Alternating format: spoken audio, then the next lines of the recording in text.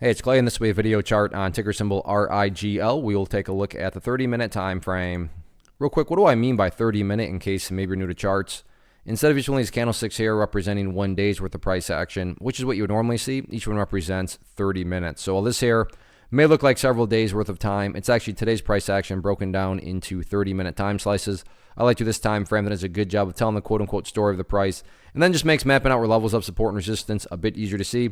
Very rough move on Friday, but what catches my eye, and I don't want to come across like this is some sort of great discovery on my part and nobody else has noticed this. In fact, quite the opposite. And I bring all that up because when a lot of people have noticed the same thing and are wondering the same thing and are watching the same thing, call it a self-fulfilling prophecy, call it whatever you want. It can produce some pretty interesting price dynamics, and that is exactly what's going on with the final 30 minutes of the day. And given it was Friday, the final 30 minutes of the week too. So you had what we would call a nice hammer candle, and then all this has occurred on good solid volume. In fact, looking like the biggest volume it had all week during a single 30-minute session. Now, and don't get me wrong, and I wish I could say trading was this easy. Just because you had a big surge in volume and a hammer candle form after a very big kind of beatdown of a day does not mean that this thing is guaranteed to bounce. Now, would it be shocking to see a bounce? Is it at least logical to wonder if there's going to be a bounce? Yeah, absolutely. It's logical, and it would not be shocking at all to see if there would be some sort of bounce. Case in point, let's just say that the price kept dropping and dropping and dropping and dropping, and I'm sitting here saying,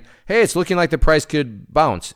You would be totally justified to say, what are you talking about? All the price has been doing is going down. Why would you all of a sudden say that it's looking like it could bounce?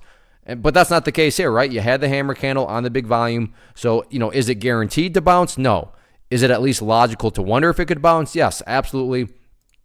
So before we talk about those levels of resistance, if it does start to bounce, key level of support going forward is going to be at $1.77 for no other reason other than that's just simply where the bleeding stopped today.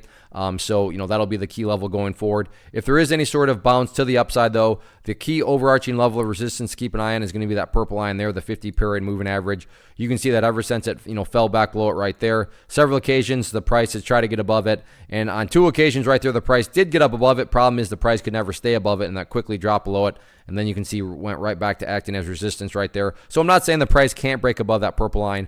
I'm just saying, according to the story that's being told to us via the chart, apparently the bulls are really going to have to bring their A game if they're going to be able to not only fight above that purple line, but also be able to stay up above it. So keep an eye on that. But yeah, no doubt about it. Thanks to the final 30 minutes here on Friday, definitely some interesting movement going forward. So let's see what happens with it.